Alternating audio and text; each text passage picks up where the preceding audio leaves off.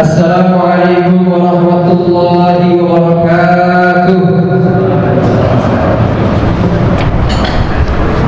Nahmaduhu wa nusalli ala rasulil karim wa alhamdulillah. Alhamdulillah Allah Subhanahu wa taala.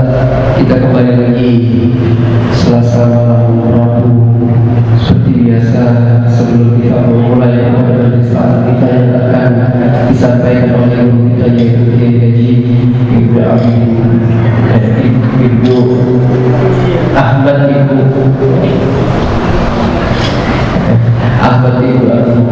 Yasi, insyaallah sambil beliau nanti juga akan disembahkan sholawatan bersama tim Ikatan Remaja Masjid Al-Amin. Mari hadirin yang mulia, kita sama-sama membaca surat Al-Fatihah. Kita khususkan untuk guru-guru kita. Semoga Allah lindungi, Allah jaga mereka, dan juga kedua ibu bapak kita, para orang tua kita yang masih hidup atau yang sudah tiada. Mudah-mudahan Allah Subhanahu wa taala bila mereka masih hidup diberikan kesehatan yang walafiat, kesehatan yang sempurna, dan yang sudah meninggal diberikan teman-teman surga. Baiklah yang mulia, al-hadiyah wa niyatin shalihah Rasulullah sallallahu alaihi wasallam. Al-Fatihah. A'udzu billahi minasy syaithanir rajim. Bismillahirrahmanirrahim. Alhamdulillahi rabbil alamin. Ar-Rahmanir Rahim. Maliki yaumiddin. Iyyaka na'budu wa iyyaka nasta'in. Ihdinas siratal mustaqim. Siratal ladzina an'amta 'alaihim ghairil maghdubi 'alaihim waladdallin. Amin. Sembari menunggu guru kita, anak ikrami mau ada satu orang yang guru Ahmad mana? Enggak ada ya? Masih teh? Jangan dulu. Nanti kasih apa-apa ya Mas, kalau beliau sudah datang. Bismillahirrahmanirrahim. Mari sama-sama kita membaca sholawat. Jazakallahu khairan Mas Siden. Kepada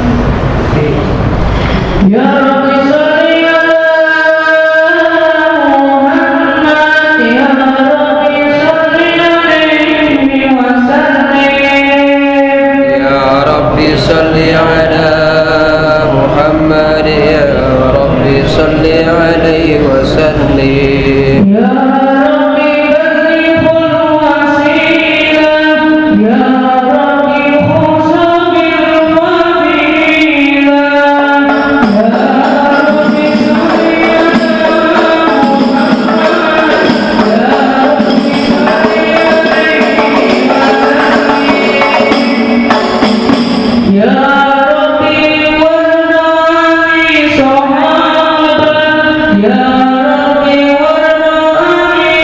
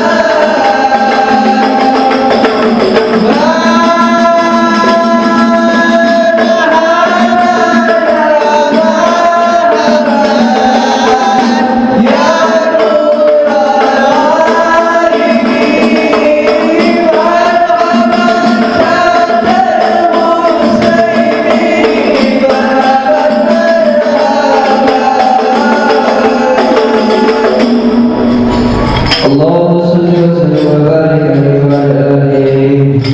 اللهم صل على محمد. Assalamualaikum warahmatullahi wabarakatuh. Alhamdulillah, salatu wassalamu ala rasulillah Sayyidina Muhammad Abdullah wa ala alihi wa ashabihi wa man tabi'ahudah. Amma ba'd. Al-muhtaramin, para sahabat yang saya hormati, Khnafillah Ustaz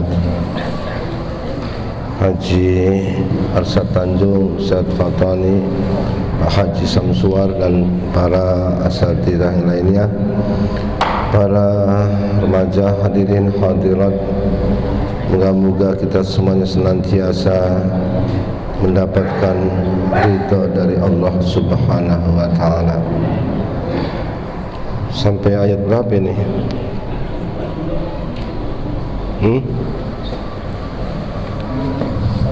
Berarti 142 ya? Juz kedua, Juz 2 ayat 142. Sesungguhnya malam ini saya semula itu pengen izin karena agak meriang betulnya.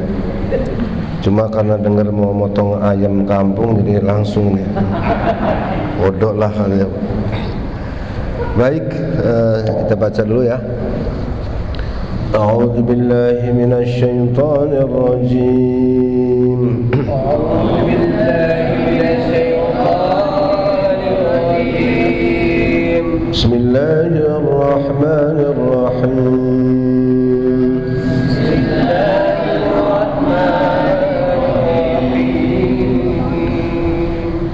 سيقول السفهاء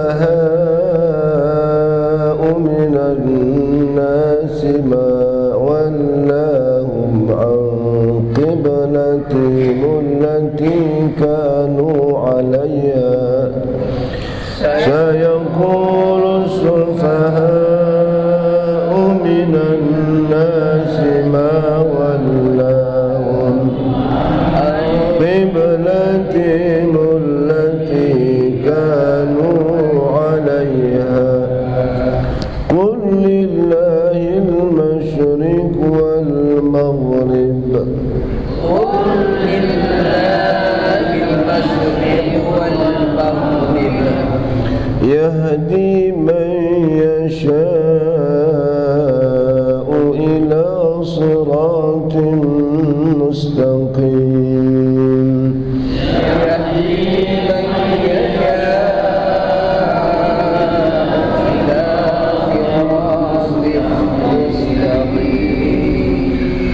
وكذلك جعلناكم أمة وسطا لتكونوا شهداء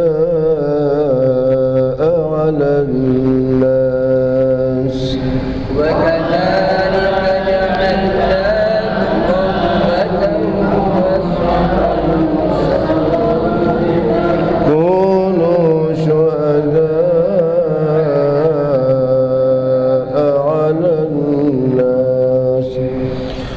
لتكونوا شهداء على الناس ويكون الرسول عليكم شهيدا لتكونوا شهداء على الناس ويكون الرسول عليكم شهيدا وما جعلنا القبلة التي كنت عليها إلا لنعلم من يتبع الرسول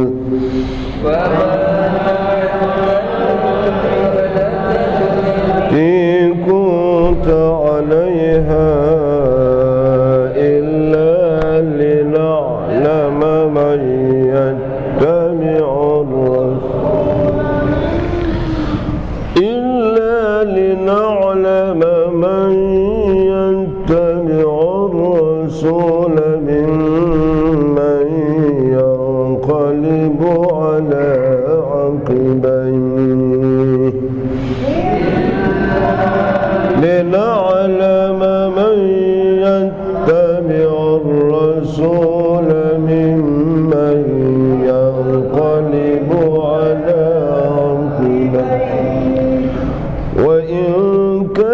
كانت لكبيرة إلا على الذين هدى الله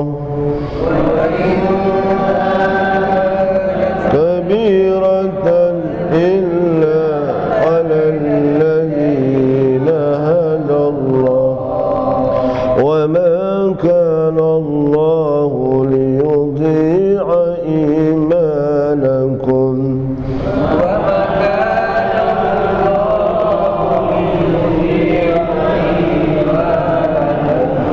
إن الله بالناس لرؤوف رحيم.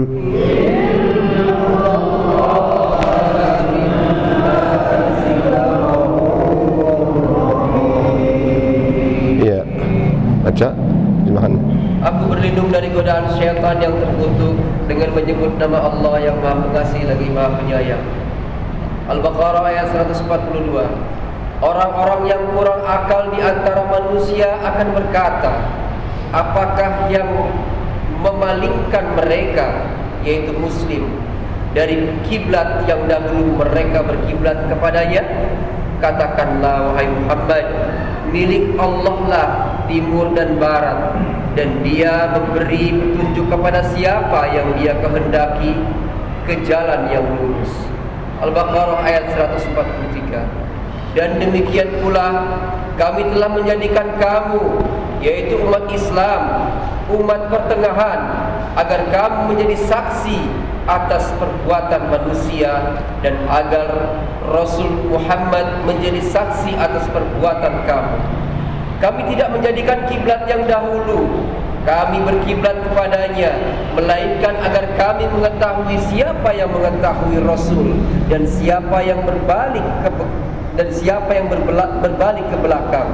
Sungguh pemindahan kiblat itu sangat berat, kecuali bagi orang yang telah diberi petunjuk oleh Allah, dan Allah tidak akan menyia-nyiakan imanmu. Sungguh Allah Maha Pengasih, Maha Penyayang kepada manusia. Maha benar Allah dengan segala firman. Syukran, makasih. Hadirin hadirat yang dimuliakan Allah, awal dari juz pertama, juz kedua ini, sayaqulu sufaha minan nasi ma wallahum an qiblatil lati kanu 'alaiha.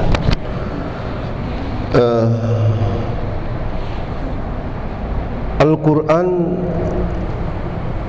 memberitahukan hal-hal yang belum terjadi. Apa yang bakal terjadi, Quran ini sudah menginformasikan. Ini adalah sebuah keuntungan betulnya. Apalagi dengan dunia informasi, teknologi, komunikasi, ya, ini semakin membuktikan akan kebenaran daripada Al-Quran itu sendiri.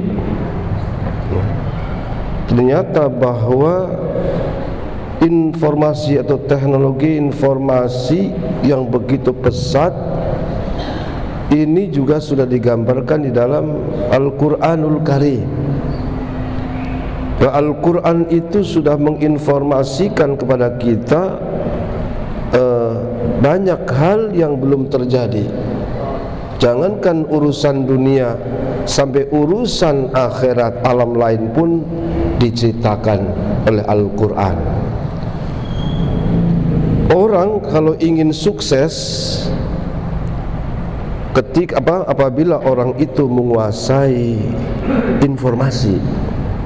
Sekarang banyak orang yang modalnya cuma informasi aja, ya kan? Itu kan begini-begini, nanti begini-begini. Wah, itu dapat udah duit mulu itu, ya kan? Jadi mahal. Makanya dapatkan informasi itu adalah sebuah keuntungan, sebuah nikmat. Kenapa? Allah umpamanya mengatakan atau secara utuh dalam surah Ar-Rahman, fabi ayyi ala'i rabbikuma tukadziban, fabi ayyi ala'i rabbikuma tukadziban. Terus nikmat mana, nikmat yang mana lagi yang kamu dustakan? Semua diinformasikan, semua diberitahu. Sampai nanti kenapa orang masuk neraka, sebabnya apa, dikasih tahu, ya kan? Dikasih bocorannya. Nanti Ketika di alam barzah kita akan berhadapan dengan mungkar wa nakir, itu juga sudah dibocorkan Al-Quran.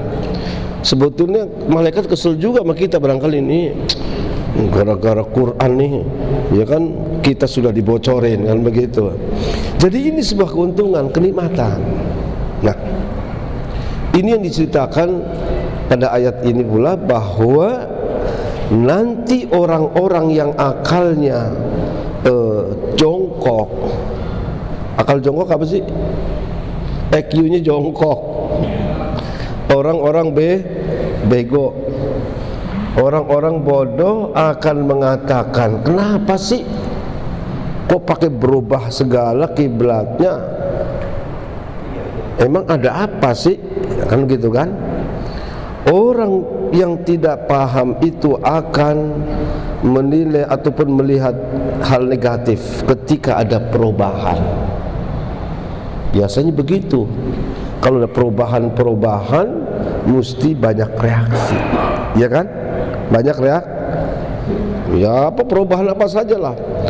Dari mulai umpamanya dalam berbangsa bernegara, dulu kita pernah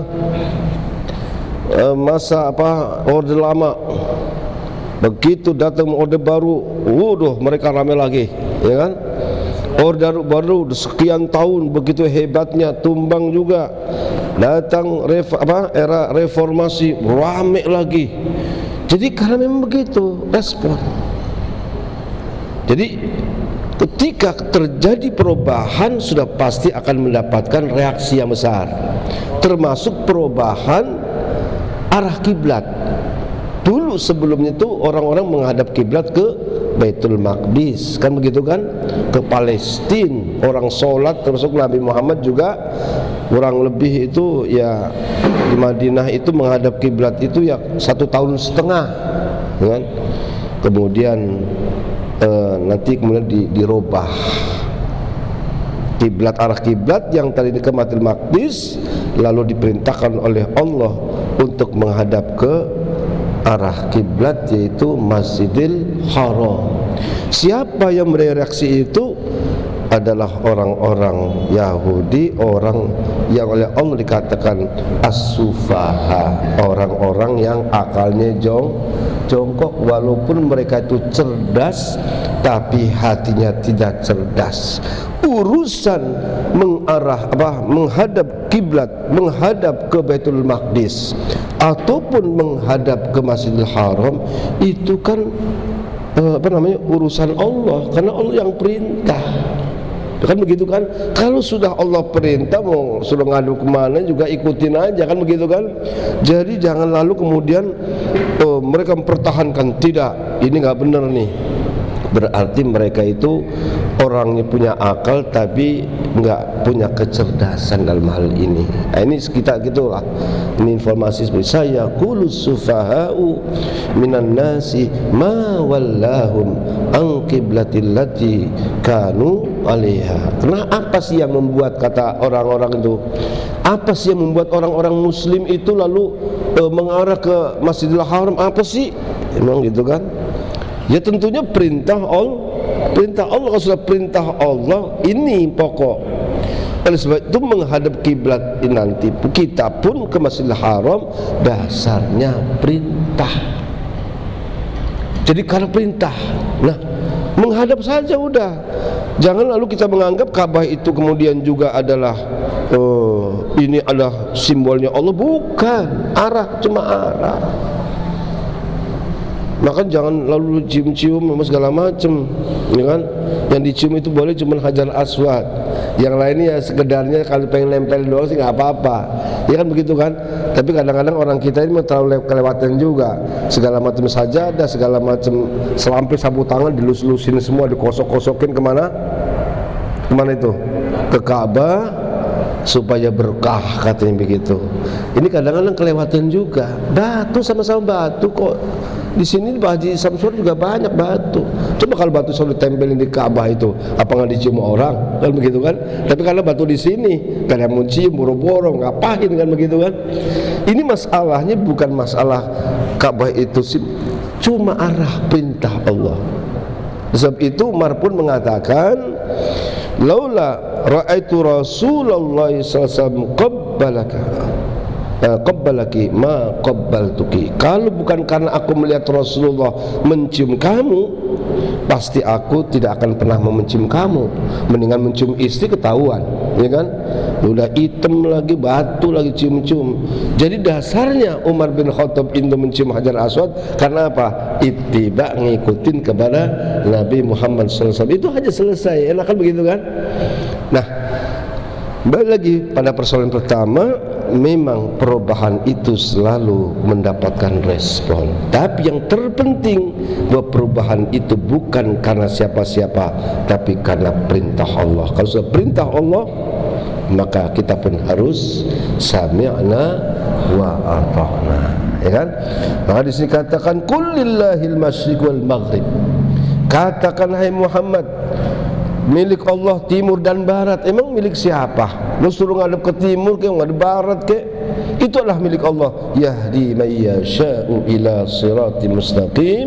Allah akan memberikan petunjuk pada yang Allah hendaki pada jalan yang lurus. Jalan yang lurus itu adalah mengikuti perintah Allah. Selesai. Ini. Kemudian hadirin yang dimuliakan Allah. Kemudian wa kadzalika ja'alnakum ummatan wasata.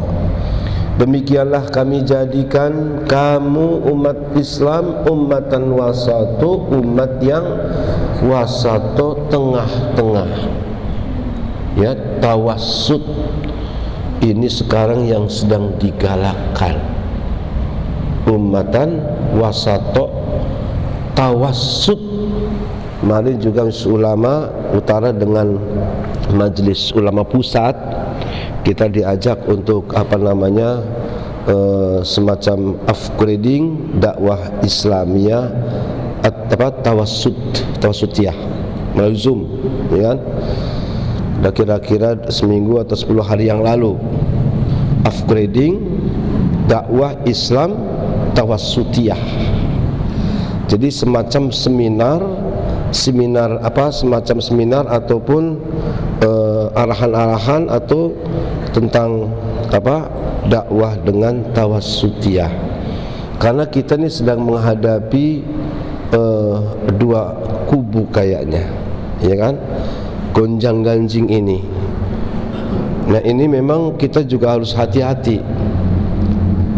Karena ketika kita menghadapi umat yang semakin kompleks, Indonesia ini paling kompleks, paling plural, paling paling plural ya, paling macam-macam, ya, kompleks. Baik dari etnisnya, belum sukunya, bahasanya juga kompleks, banyak sekali. Bukan 1, 2, bukan ratusan. Jadi ini bahasa juga beda. Etnisnya ada Arab, ada Cina, ada Indonesia, ada Jawa, ada Sunda, ada ada Afrika, ada Arabnya. Lu komplit di sini. Boleh katakan semua ada di Indonesia. Ya kan? Semua ada di Indonesia. Jadi kalau orang bilang gado-gado itu persis. Yang ada gado-gado itu ada di Indonesia. Itu paling kompleks. Nah, kalau sudah semakin kompleks, semakin banyak, maka keinginan pun juga bermacam-macam. Keinginannya beda-beda. Kan begitu kan? Belum lagi agamanya. Setiap agama itu sendiri punya aliran-aliran. Dalam Islam ada aliran, belum ditambah lagi partainya. Partai Islam itu macam-macam. Betul enggak? Ada P3, ada PKB, ada apa lagi? PKS, ada apa lagi? PAN, apa lagi? Pokoknya yang Islam itu kan banyak. Pikir-pikir emang nggak jadi satu aja, kenapa sih pada? Nah, kayak gitu kompleks. Itu inti umat Islam, itu baru partainya. Nah, kadang masalah alirannya juga macam-macam. Alirannya beda-beda. Mazhabnya juga beda-beda. Waduh, Ini inter umat Islam itu begitu kompleksnya. Belum lagi Kristen. Kristen itu juga berada sama, bermadzhab-madzhab itu. Waduh, ini baru 2 agama, belum yang lain. Jadi Indonesia ini memang tempat yang begitu kompleks, gado-gado. Ini kalau nggak hati-hati, yang ada itu cakar-cakaran, yang ada adalah menang-menangan. Itu persoalannya, ya kan? Nah sekarang seperti yang dulu di Madinah. Dulu Madinah ini menjadi cermin. Pada masa Rasulullah SAW, Madinah itu termasuk adalah wilayah yang kompleks. Ada Yahudi, ada Nasrani. Yahudi juga bermacam-macam kabilahnya. Ada Bani Qainuqa, ada Bani Nadir, ada Bani Quraidah. Belum lagi suku-suku Arabnya. Mereka itu saling bertengkar, berantem, perang tiap hari, terus nggak pernah berhenti. La yahbu narul harbi, tidak pernah padam peperangan itu. Mereka capek, lelah, pengen supaya nggak ada perang tuh nggak bisa gitu. Jadi mereka merindukan seandainya Muhammad yang diceritakan dalam kitab itu dia datang ke sini, niscaya kita tidak akan begini. Jadi rindu mereka itu dulu, kehadiran siapa? Nabi Muhammad SAW. Nabi Muhammad datang dengan ajaran baru, yaitu ajaran Islam. Berarti menambah kompleks lagi. Di sana sudah agama macam-macam, ditambah lagi kehadiran Nabi Muhammad membawa ajaran yang baru, semakin kompleks. Tapi ternyata Islam ajaran beliau Rasul sallallahu alaihi wasallam itu menjadikan kota Yasrib berubah menjadi Madinatul Munawwarah, negeri yang berperadaban, bersinar. Nah, ini kenapa? Karena misi tugas Rasul sallallahu alaihi wasallam, disitulah Rasulullah memperlihatkan kemuliaan akhlak dalam Islam itu sendiri. Nah, ini bisa jadi acuan, walaupun Madinah itu nggak seberapa, Indonesia ini semakin besar, semakin kompleks.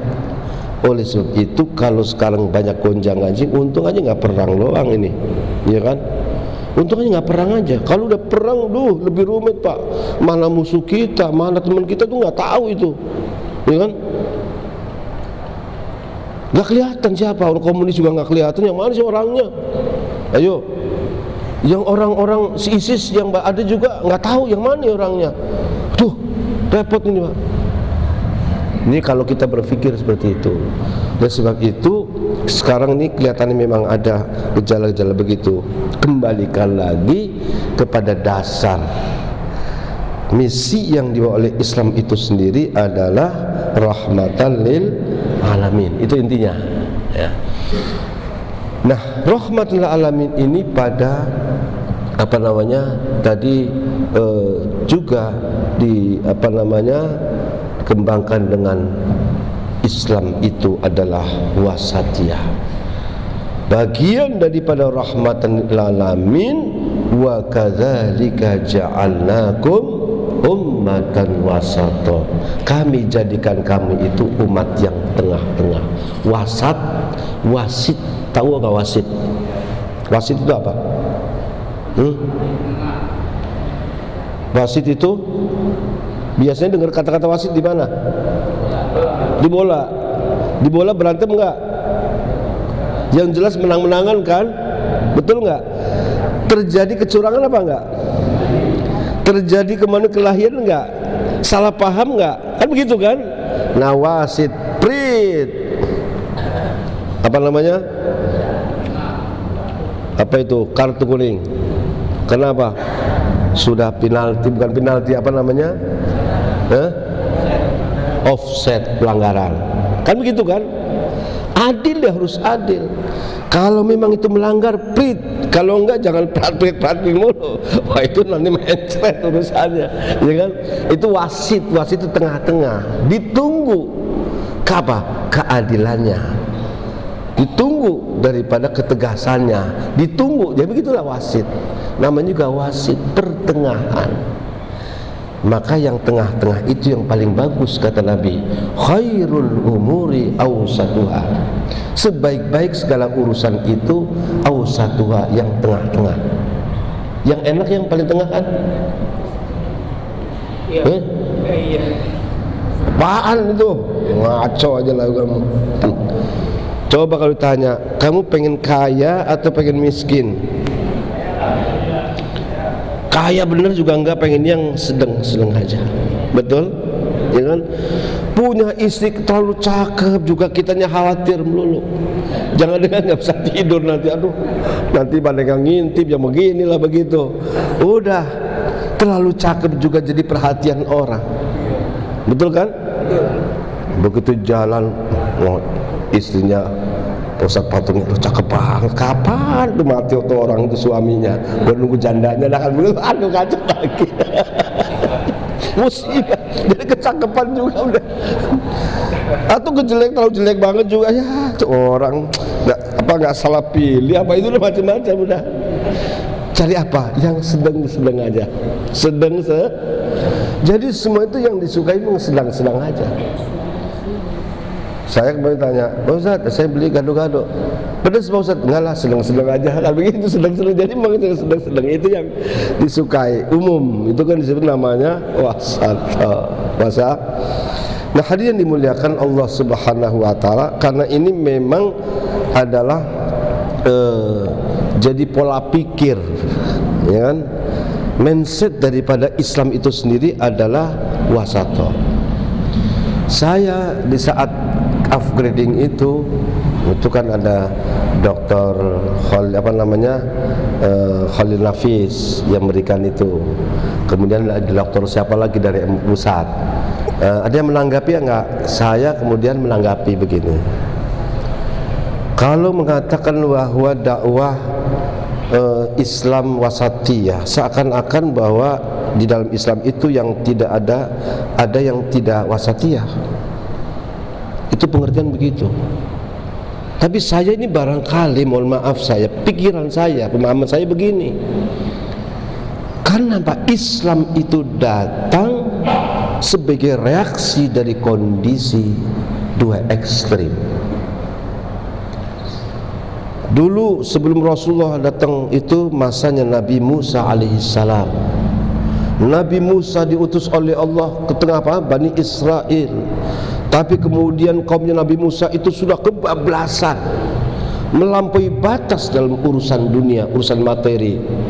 Pokoknya hidup itu ya materi. Hidup itu adalah materi, karena dunia itu materi. Semua serba materi. Pada puncaknya bahwa mereka itu menginginkan Tuhan pun supaya bisa dilihat oleh mata. Kalau nggak bisa dilihat mata, nggak mau, nggak percaya. Wa idz qultum ya Musa lan nu'mina laka hatta narallaha jahratan fa akhadhatkumus sa'iqatu wa antum tanzurun. Ingatlah ketika kamu wahai Bani Israel, kaumnya Nabi Musa, kami tidak akan pernah beriman kepadamu wahai Musa kecuali kami melihat Tuhan itu dengan mata kepala. Jadi Tuhan itu harus bisa dilihat. Nah, kalau sudah Tuhan bisa dilihat itu berarti bukan Tuhan itu Tuhan tuh, ya kan? Materi itu materi yang bisa kelihatan dengan mata itu. Ini puncaknya puncaknya materialisme daripada orang Yahudi. Semua agama pun kemudian diajak kepada materialis, kebablasan ngurusin dunia. Mereka begitu mengenal baik tentang dunia. Sebab itu kalau sekarang orang Yahudi itu menguasai dunia, menguasai ekonomi, wajar-wajar aja dia, ya kan? Karena memang dia paling tahu itu. Tapi kaumnya Nabi Musa nggak boleh kebablasan. Maka diutuslah oleh Allah setelah Nabi Musa, Nabi Isa alaihissalam, Nabi yang nggak punya bapak, ya kan? Nabi yang nggak punya rumah, entah makan juga nggak jelas. Menurut kalau dalam kitab-kitab itu dia kalau makan itu ya dari tanaman yang ada. ada umpamanya tanaman itu dimakan, minum enak itu ketika turun hujan. Jadi memang susah banget udah, susah.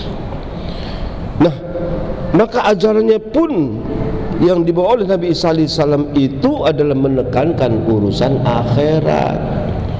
Dunia itu palsu, dunia itu banyak menipu, dunia ini begini-begini gitu dengan Injilnya. Oleh sebab itu kaumnya Nabi Isa itu lebih banyak ngurusin akhirat, sampai-sampai dunia pun meninggalkan, yaitu apa, Nasrani, karena cuma ngurusin akhirat melulu. Maka gereja-gereja itu jadi sepi. Saya cerita begitu, ini lagi saya cerita aja ya. Gereja-gereja itu sepi pada abad pertengahan. Kemudian untuk mengajak kembali orang-orang Nasrani itu masuk kemana? Ke tempat ibadah mereka. Lalu mereka pun mengadakan yaitu gitar dengan kidung-kidungnya, ya kan?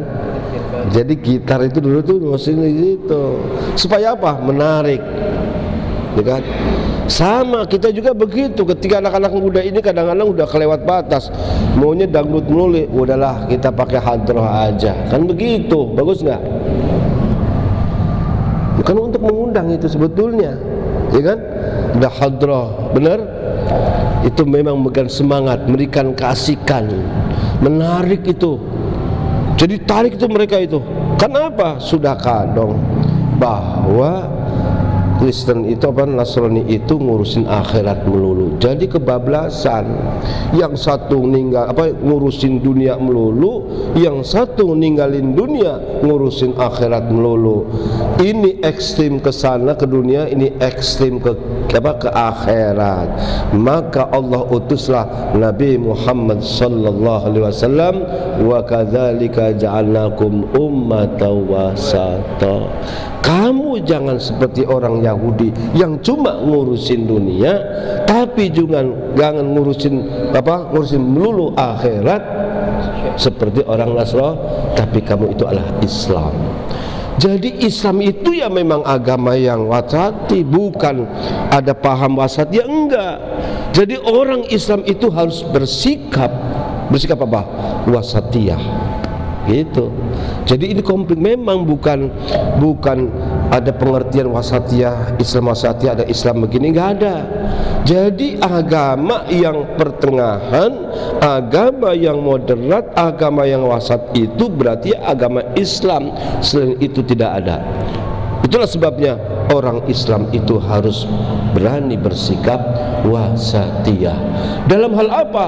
Dalam seluruh aspek kehidupan. Dalam akidah juga wasatiyah, dalam syariat juga wasatiyah, dalam tasawuf juga wasatiyah, dalam hubungannya hubungan komunikasi juga wasatiyah, dalam perdagangan juga wasatiyah, dalam segala hal wasatiyah. Gitu. Jadi ini kemarin juga banyak seminar-seminar masalah wasatiyah. Jadi saya juga ingin menekankan wasatiyah pertengahan itu, ya kan? Tengah-tengah. Jadi inilah sebagai wasit. Kamu salah nggak begitu? Begini, gitu loh. Itulah, maka ini menjadi kebanggaan daripada Rasul Sallallahu Alaihi Wasallam yang tengah bisa diterima, ya kan? Apalagi tadi kita hidup di tengah-tengah yang begitu kompleks, maka tunjukkan bahwa Islam itu adalah agama yang wasatiyah. Karena apa? Kita ini enggak ada kewajiban kamu supaya jadi orang iman, percuma enggak. Itu urusan Allah itu. Kita diperintahkan supaya ngajak dakwah. Benar, maka nahnu du'atun la qudatun.